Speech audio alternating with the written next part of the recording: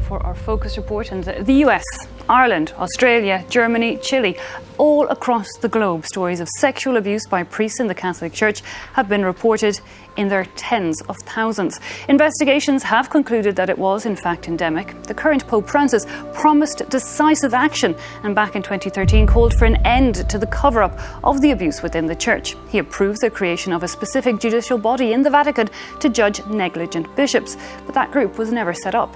Our correspondents have gone to see what has become of the Pontiff's promise. An explosive report alleging a cover-up of Catholic priest sex abuses dating back decades. A grand jury in Pennsylvania just issued its report. It found evidence of more than 300 predator priests, all accused of sexually abusing more than 1,000 child victims. And that's just the witnesses who came forward. CNN's Jean Casares joins me now. And Jean, the Catholic Church has anticipated this report for weeks. Now that it's out, the details are incredibly disturbing.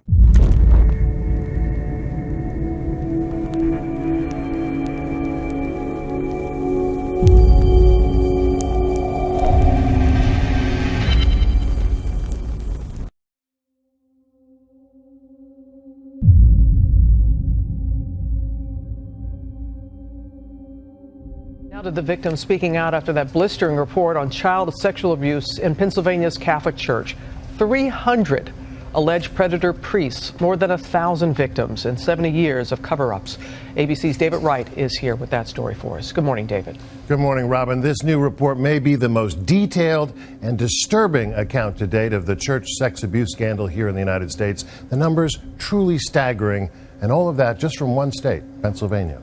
Church officials routinely and purposefully described the abuse as horseplay and wrestling and inappropriate contact. It was none of those things. It was child sexual abuse, including rape, committed by grown men, priests, against children. And I'm here, finally, to announce the results of a 2-year grand jury investigation. As Pennsylvania's Attorney General released this bombshell grand jury report, dozens of people who reported sexual abuse at the hands of priests wiped away tears, saying they finally feel validated. This grand jury report is justice.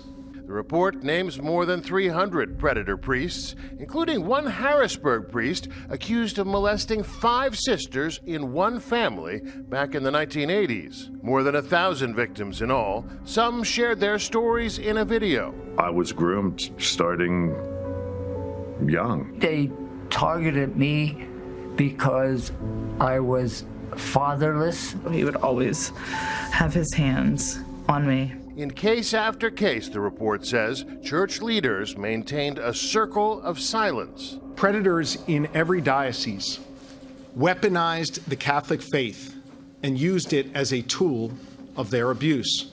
Just as importantly, the report details the cover-up, using the church's own secret records. Priests were raping little boys and girls, and the men of God who were responsible for them not only did nothing, they hid it all.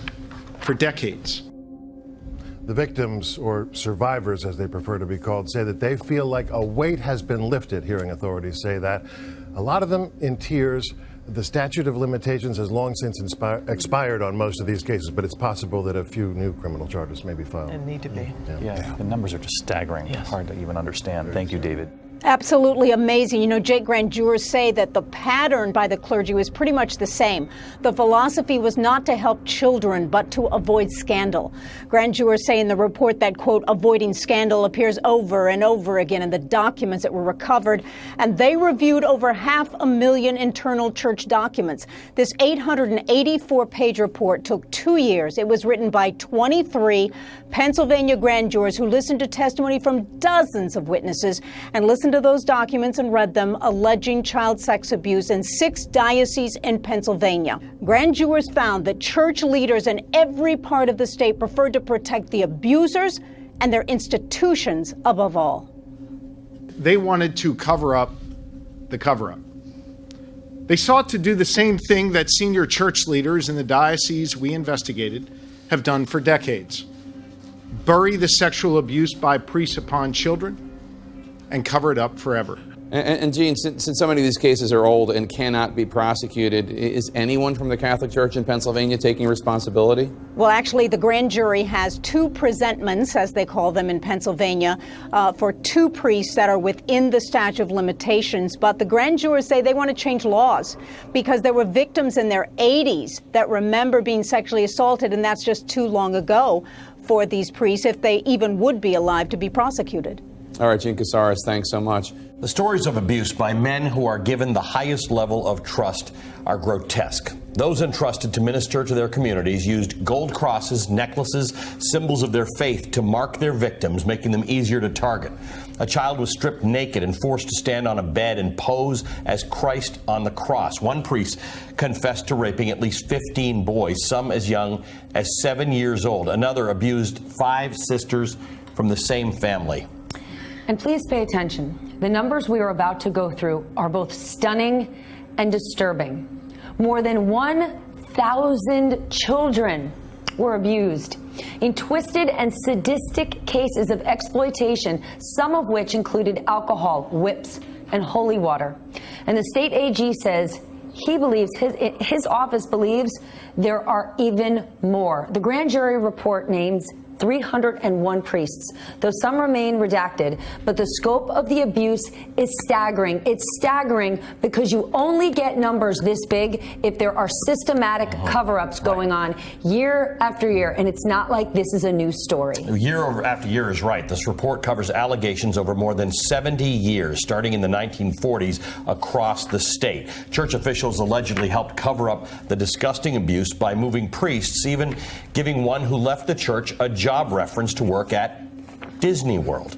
And to put those 301 abusers in perspective, there are only 982 parishes in Pennsylvania, and priests regularly move around during their careers, giving these abusers the chance to victimize children statewide for decades.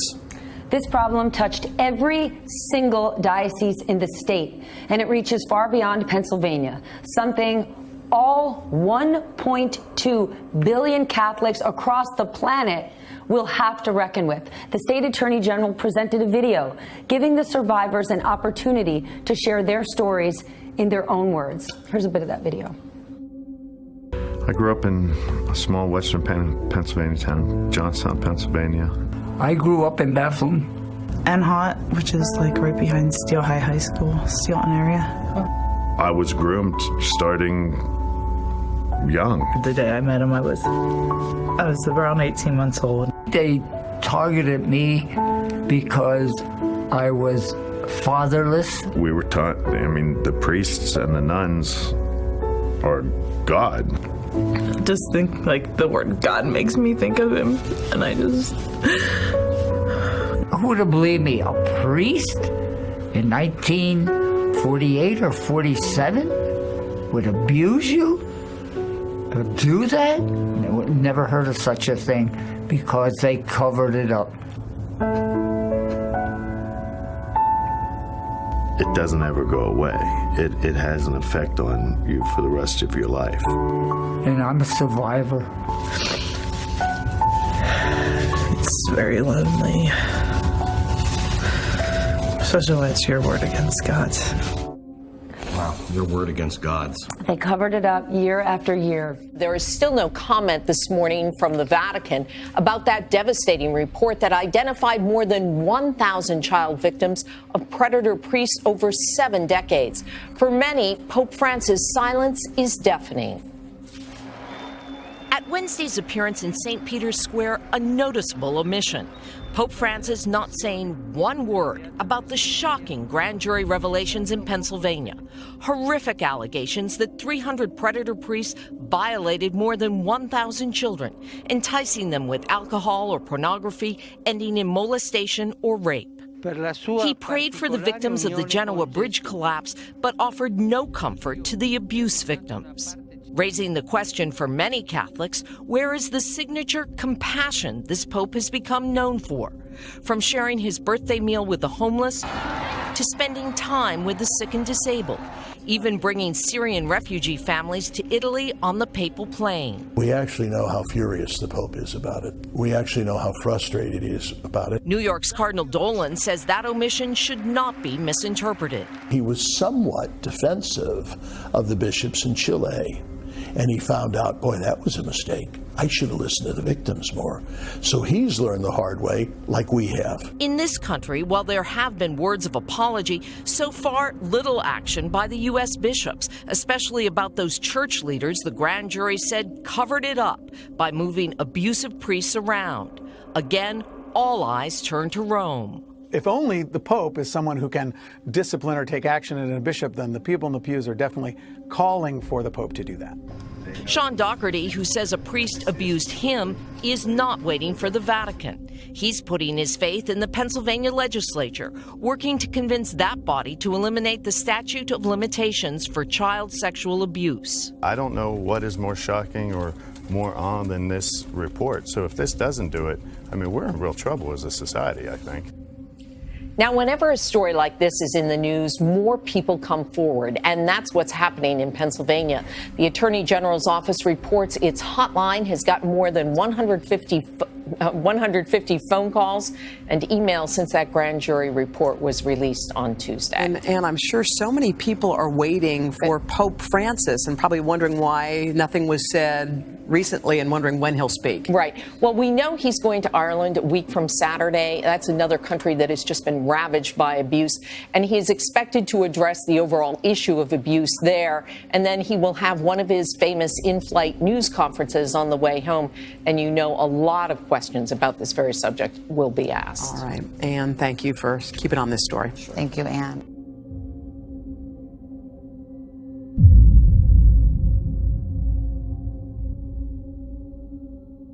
We turn overseas now to Ireland and an emotional showdown. Pope Francis facing a critical reception in that Catholic nation. The Pope addressing the unrelenting shadow of scandal and international outrage, speaking of the Vatican's pain and shame, but some calling it too little, too late. ABC's David Wright is with the Pope in Ireland. And so, on board Shepherd 1, the official Vatican plane, a Pope touched down in Ireland for just the second time in history. Given the deep crisis within the Catholic Church, the Vatican flag flying upside down, traditionally a sign of distress, seemed somehow fitting. This time there was no kissing of the tarmac, but this is a different Pope in a very different island. Tradition came in the words of welcome. Céad míle fáilte, 100,000 welcomes. That they were delivered by a gay Taoiseach is a measure of how far this country has moved in recent years. The welcome may have been warm, but it was followed by a clear and forceful condemnation of the abuse scandals and cover-ups linked directly to the Vatican. As you've said, there can only be zero tolerance for those who abuse children or facilitate that abuse. And we must now ensure that from words flow actions. And yet from the Pope himself there were no promises of further action, just a repetition of regret ahead of a meeting with victims. Today in Dublin, Pope Francis got an earful about the Church's response to the sexual abuse crisis. Some of the signs there in the crowd clearly not meant to welcome him. Above all, Holy Father, we ask that you listen to the victims and survivors. Pope Francis did listen, sitting down behind closed doors for an hour-and-a-half meeting with 8 survivors of clerical sexual abuse. We're hopeful that he will challenge what he referred to as the high church or the elite within the church who are guilty of corruption and cover-up. He literally said that they were filth in a toilet. Francis acknowledged people have a right to be outraged by the church's response to what he called repulsive crimes against children. Questi crimini repugnanti. And he said it remains a source of pain and shame for the Catholic community. Michael O'Brien of Clonmel is 85 years old now. He's been living this horror since he was 8, abused in an orphanage run by Catholic monks. Why did the church allow it happen? Because they didn't care. The Pope's visit here comes just weeks after a damning Pennsylvania grand jury report implicated 300 priests in allegedly abusing more than 1,000 victims going back decades, while dozens of bishops allegedly turned a blind eye. That's why Pope Francis is under such pressure now.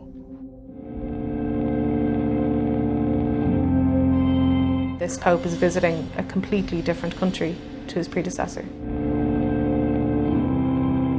I want to hear him loud and clear recognise what the Church has done to the citizens of this country. People have a deep sense of faith, but they're just not connecting with church. They used to call it Catholic Ireland, a place of pilgrimage for the faithful, but not anymore. The land of saints and scholars has witnessed a social revolution. The church that once controlled this state now battles to find a place within it. It's a seminal moment for Pope Francis to be arriving on Irish soil. The number of Catholics has dropped from 95% of the population in 1961 to 78% today, but few attend Mass on a regular basis. The Church has fallen from grace, vilified for 9,000 reported cases of child abuse by priests, and for imprisoning single mothers. The philosophy here at Magdalene is a very simple one. Everyone, out of their beds! Here you may redeem yourself and, working beyond human endurance, remove the stains of the sins you have committed. Immortalised in the film The Magdalene Sisters, 30,000 women were locked away. Delia Mulryan spent 30 years of her life in a Magdalene laundry. We were taken to the site by her son Peter. He was born soon after she arrived here. I feel very, very sad about it. Like, I couldn't bear to do that to an animal. This kind of tells the story of Ireland. You know, you got religion on one side, but you had what was going on inside this laundry. That's right, indeed. Where the poor mothers would be slaving from 7 o'clock in the morning until 7 in the evening. Can't lift their head from what they're at. Boring work. Couldn't even talk to one another, communicate, laugh or joke. It was so sad environment to be in. Peter, what was their crime? What was your mother's crime? She had a baby out of wedlock. That's simple as that. And when you think of what the church did itself to those little children when they got a chance, the way they treat them was horrible. And they got away with it, what they wanted to do with them. Delia was one of thousands, taken from her home during the night by her own father. The priest had told him they couldn't have a scandal in the parish. Peter had a child of his own, and his mother was an old woman by the time he found her.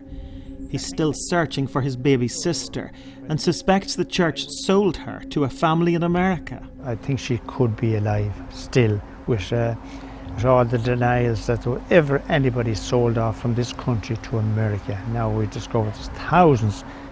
The remains of hundreds of other children were found buried in a septic tank at the mother and baby home where Peter spent his first 4 years. He says the Pope must apologise for the church. Who do you blame for this? I blame society and the state and the religious order.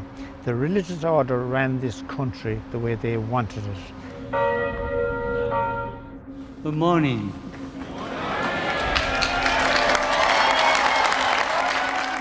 La Madonna guardi con misericordia tutti I membri sofferenti della famiglia del suo figlio. Pregando davanti alla sua statua, le ho presentato in particolare tutti I sopravvissuti, vittime di abusi da parte di membri della Chiesa in Irlanda. The Holy Father then explained the Church's duty of reconciliation and reparation going forward. Nessuno di noi può esimersi dal commuoversi per le storie dei minori che hanno patito abusi, che sono stati derubati dell'innocenza o che sono stati allontanati dalle mamme e abbandonati allo sfregio di dolorosi ricordi. Questa piaga aperta si sfida ad essere fermi e decisi nella ricerca della verità e della giustizia.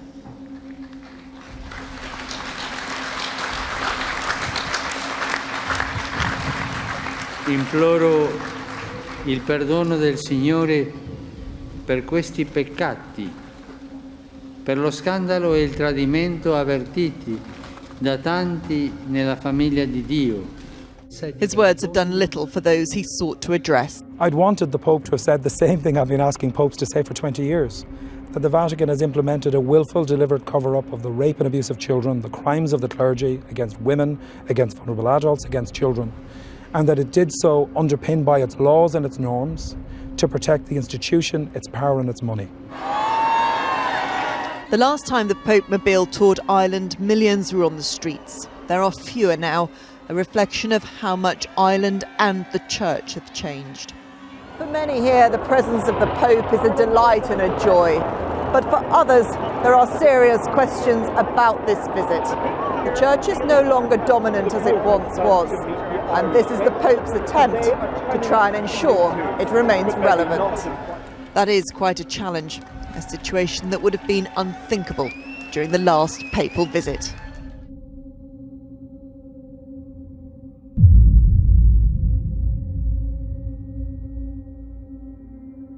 In the second reading today, St. Paul tells us that we have to make the most of our opportunity because the days are evil.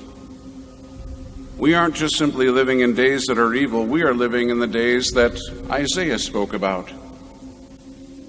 The days when they will call evil good and good evil.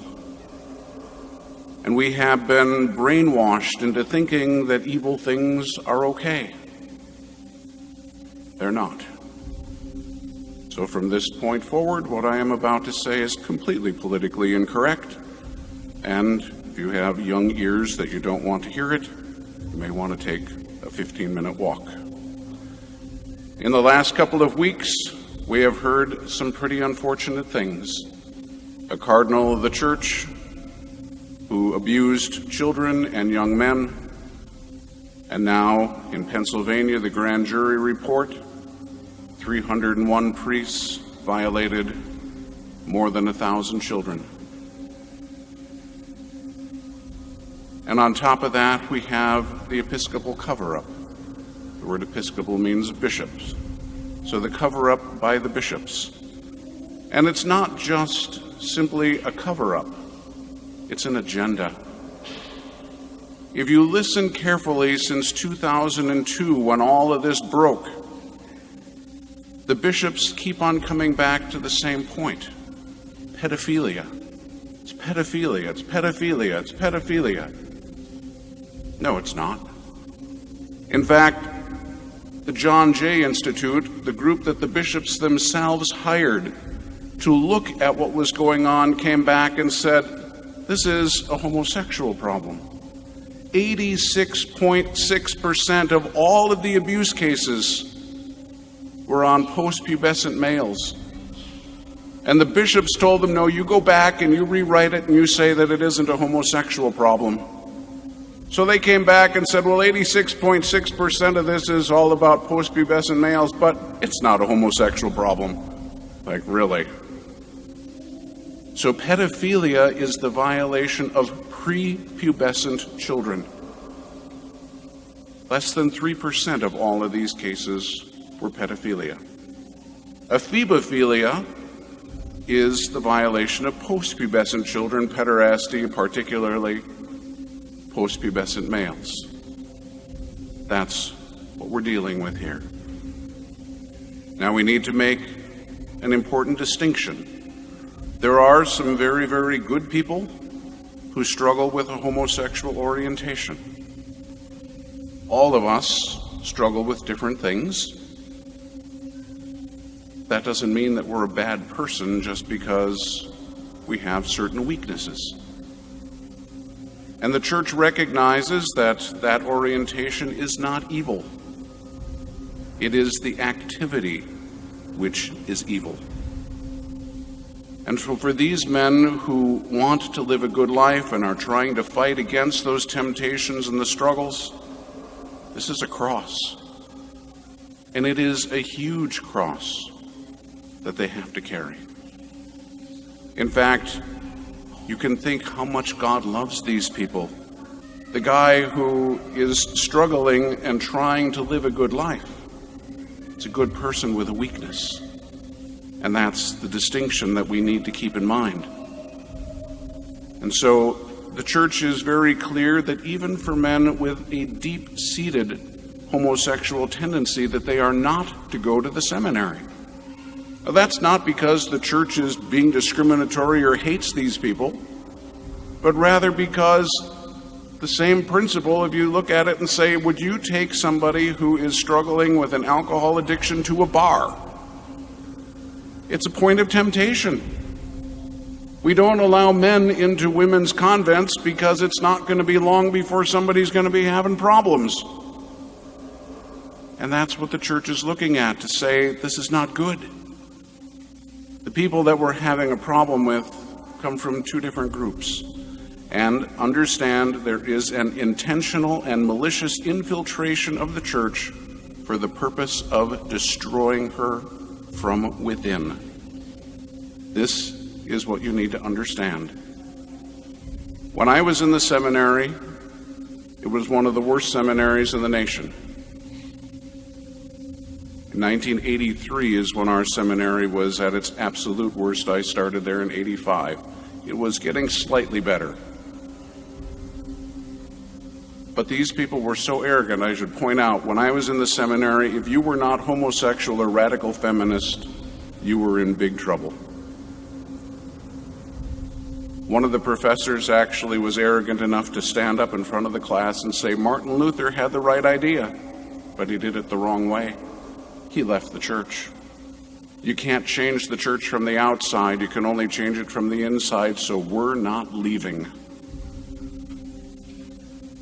So these are people with an agenda. And what are the two groups? The two groups are, number one, a group of predatory homosexuals. They started their infiltration of the church in 1924. You want to look it up? There is a book called The Homosexual Network, written in 1982. So this is 20 years before all of this stuff hit. A man named Enrique Rueda looked at all of this, studied all of their own publications. They were publishing every year the number of seminarians, priests, and bishops they had. He traced it back to when they started. It began in 1924. And then 5 years later, in 1929, the communists began their infiltration of the priesthood. And the two groups did exactly the same thing. If you want to read about the communist one, there's a woman by the name of Bella Dodd, who was a deep-seated communist who got out of communism and converted to the faith. She testified before Congress in 1953, and in that testimony, she said that we got the instructions from the Kremlin in 1929 as to what we were to do. And she said we were to take the best and the brightest, the guys who were smart enough to live a double life, good-looking guys who were sociable so that they would be noticed by their bishops and they would get promoted. They would become vocation directors, they would become bishops, they would become rectors of seminaries, they would have influential positions. And she said, we were successful beyond our wildest imagination. She said, I am personally responsible for more than 1,200 seminarians, priests, and bishops. And in 1953, mind you, again, now they started in 29. In 1953, she said, we already have 4 cardinals in the Vatican. That was 1953. It's way worse today. So we have these two groups. If you want to read about her, she wrote a book called School of Darkness. That was published in 1954. If you want to understand why all of the promotion, the propaganda, the agenda, you can go back and read another book. It was written in 1932 by a man named William Foster. William Foster ran for the President of the United States in 1924, 1928, and 1932 for the Communist Party USA. In 1932, he wrote a book called Toward Soviet America. And in that book, he said, we aren't being able to get to the Americans because of 3 things. their morality, their family, and their patriotism. And he said, so the way that we are going to attack these three things is through homosexuality and radical feminism. They have been extraordinarily successful. So, what are we dealing with? We're dealing with a group of predatory homosexuals who became priests not to serve the church, but to destroy her from within. In this, they are at every level.